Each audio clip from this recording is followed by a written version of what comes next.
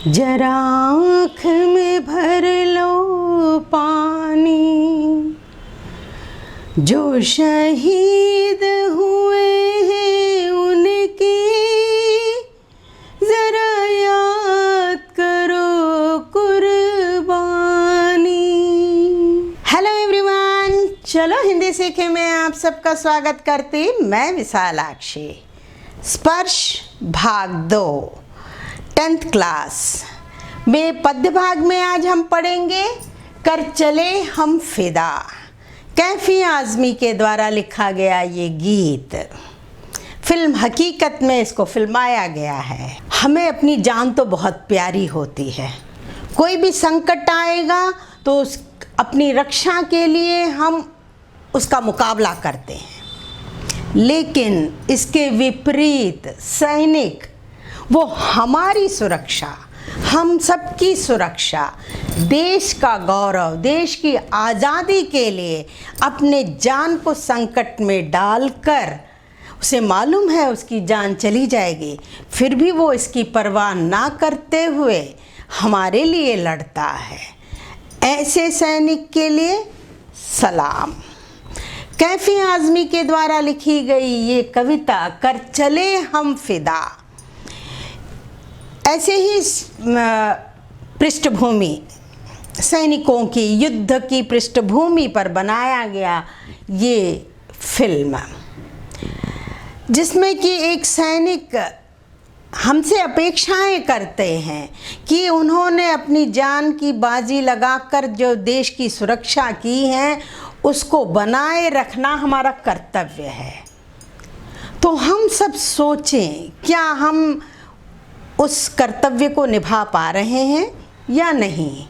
तो इसमें, इस कविता में सैनिकों की जो अपेक्षाएं हैं, जो उनके डिज़ायर हैं, जो उनकी इच्छाएं हैं, उसको व्यक्त किया गया है। कविता बहुत ही सुंदर है, गेय योग्य है। आज हम इस कविता को पढ़ेंगे, गाएंगे और उसके अर्थ को भी समझेंगे, और इसकी व्याख्या भी जो है हमने लिखी हुई है, उसको भी आप देखिएगा। ये परीक्षा है तो बहुत ही यूज़फुल रहेगा। वीडियो से जाने से पहले मैं आप सबसे वही रिक्वेस्ट करूँगी कि आप सब अगर मेरे चैनल को सब्सक्राइब नहीं किया है तो प्लीज़ सब्सक्राइब कीजिए। मैं वीडियो अच्छे लगते हैं उसे लाइक कीजिए, शेयर कीजिए। आइए इस कविता को पढ़ते हैं और इसके अर्थ को समझते। कर चले हम फिदा जानो तन साथियों, अब तुम्हारे हवाले वतन साथियों। कर चले हम फिदा जानो तन साथियों, अब तुम्हारे हवाले वतन साथियों। सांस थमती गई, नब्ज जमती गई, फिर भी बढ़ते कदम को न रुकने दिया। कट गए सर हमारे तो कुछ गम नहीं, सर हिमालय का हमने न झुकने दिया। मरते मरते रहा बांकपन साथियों, अब तुम्हारे हवाले वतन साथियों। कर चले हम फिदा जानो तन साथियों, अब तुम्हारे हवाले वतन साथियों। कैफी आज़मी ने लिखा है कि सैनिक जब युद्ध करते करते जब उसके प्राण जाने के लिए होते हैं तो वो हमसे, साथियों से, नौजवानों से एक रिक्वेस्ट कर रहा है कि मैं जो है, हम फिदा यानी कि त्याग रहे हैं, हम चले जा रहे हैं। मेरा तन यानी शरीर जो है हमारा, देश के लिए त्याग करते हुए जा रहा है और हम तुम्हारे हवाले कर रहे हैं, तुमको सौंप रहे हैं। ये वतन यानी अपना देश, हम अपने देश को तुम्हें सौंपते हुए हम अपने शरीर को त्याग रहे हैं। सांस थमती गई, हमारी सांसें जो हैं, मतलब युद्ध में घायल एक सैनिक जिसकी सांसें रुकने लगी हैं, उसकी नब्ज़ जो नसें हैं उसमें से खून जो है जम जा रहा है, यानी नहीं, खून का प्रवाह कम हो जा रहा है। फिर भी ऐसी स्थिति में भी वह अपने कदम को रुकने नहीं दिया, रुका नहीं, आगे बढ़ता गया और दुश्मनों के विरुद्ध युद्ध करता ही गया। सर कट गए सर हमारा तो कुछ गम नहीं, कोई दुख नहीं है। गम यानी दुख नहीं है। मेरा सर कट गया है तो मुझे कोई किसी प्रकार का कोई दुख नहीं हो रहा है, लेकिन मैंने हिमालय के यानी भारत का जो हमारा गौरव हिमालय है उसके सर को, उसके सम्मान को हमने कटने नहीं दिया है। मरते मरते रहा बांकपन साथियों, यानी हमारा उत्साह जो है वो मरते दम तक कम नहीं हुआ है। मरने तक हमने जो है देश की रक्षा का भार किया है। अब हम अपने देश को तुम्हें सौंपते हुए जा रहे हैं। एग्ज़ाम में जब पूछा जाता है तो प्रसंग और व्याख्या हमें लिखनी होती हैं। इसमें पहले हमें लिखना है प्रस्तुत पंक्तियाँ हमारे पाठ्य पुस्तक स्पर्श भाग 2 कर चले हम फिदा से ली गई हैं। इसके कवि कैफी आज़मी हैं। देश के लिए अपने प्राणों को न्यौछावर करने वाले सैनिक देशवासियों से देश की सदा रक्षा करने को कह रहे हैं। कवि बताते हैं कि सैनिक कह रहा है, हम अपने शरीर का बलिदान इस तरह इस देश की रक्षा का भार तुम्हें सौंप रहे हैं। हम आखिरी दम तक शत्रुओं के विरुद्ध युद्ध किया। अब हमारे सांसें थम गई हैं, नाड़ियों में खून भी जम गया है, फिर भी हम अपने बढ़ते कदम को रुकने नहीं दिया। सर को कटने से हमारा दुख नहीं होता है, लेकिन हिमालय का सर झुकने नहीं दिया। अर्थात शत्रुओं को मार भगाकर देश का मान रखा।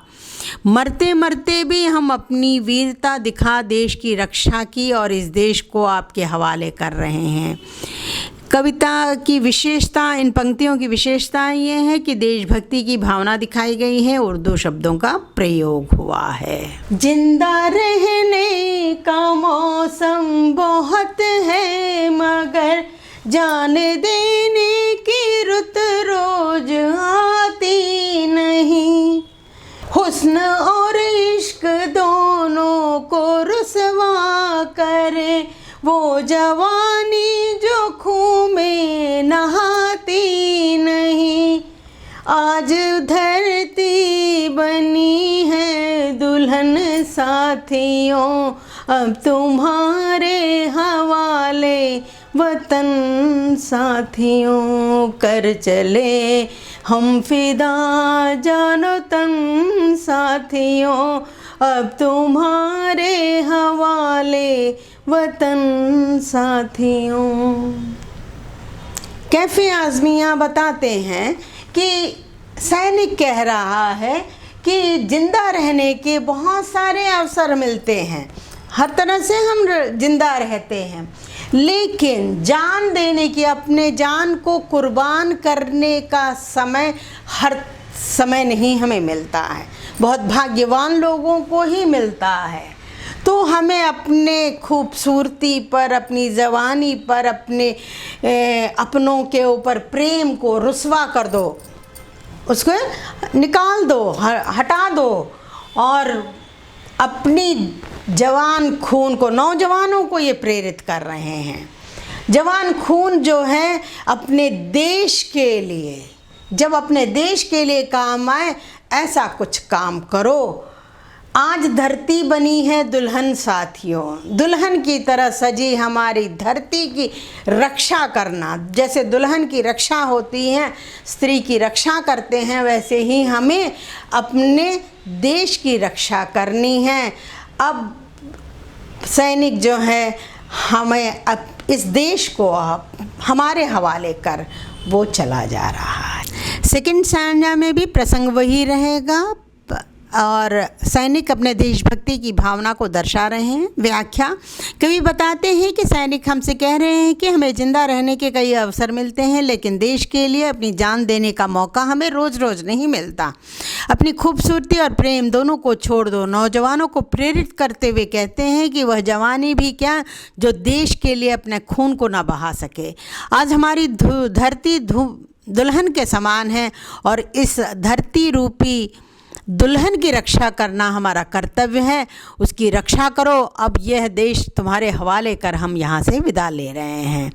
हमारे देश के नौजवानों को प्रेरित किया गया है। राह कुर्बानियों की ना वीरान हो, तुम सजाते ही रहना नए काफिले।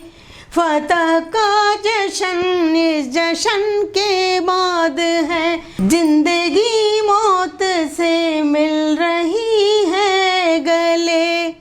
बांध लो अपने सर से कफन साथियों, अब तुम्हारे हवाले वतन साथियों। कर चले हम फिदा जानो तन साथियों, अब तुम्हारे हवाले वतन साथियों।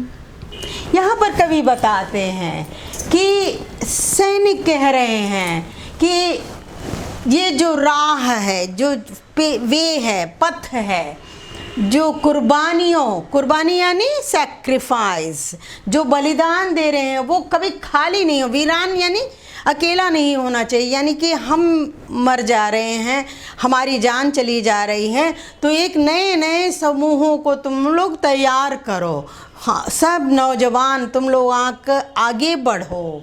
तुम सजाते ही रहना नए काफिले। काफिले यानी समूह। दूसरा जो है एक ग्रुप, और एक ग्रुप जो है तैयार होना चाहिए। किसके लिए? देश की रक्षा के लिए। फतह का जश्न, फतह यानी विजय जो हमने प्राप्त की है, वो जब विजय प्राप्त करते हैं तो हम एक त्यौहार मनाते हैं, पर्व मनाते हैं। तो ये पर्व कब बनेगा? इस जश्न के बाद है कि एक नया ग्रुप और एक तैयार करो नौजवानों का।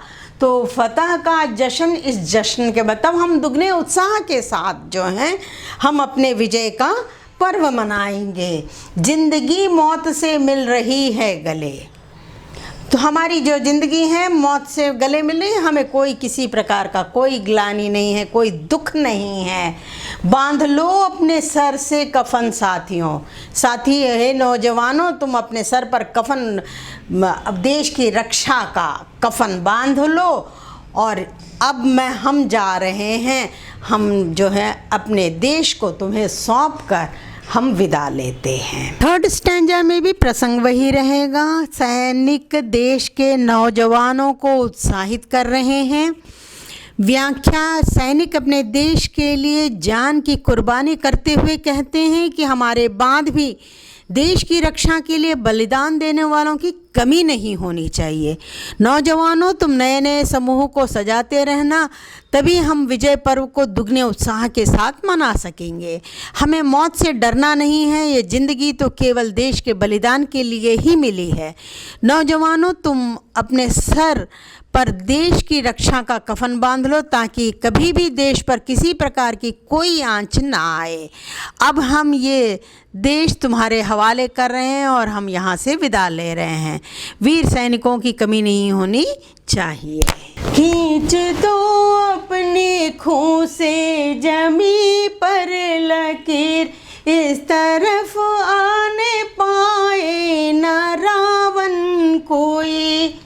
तोड़ दो हाथ अगर हाथ उठने लगे, छू ना पाए सीता का दामन कोई।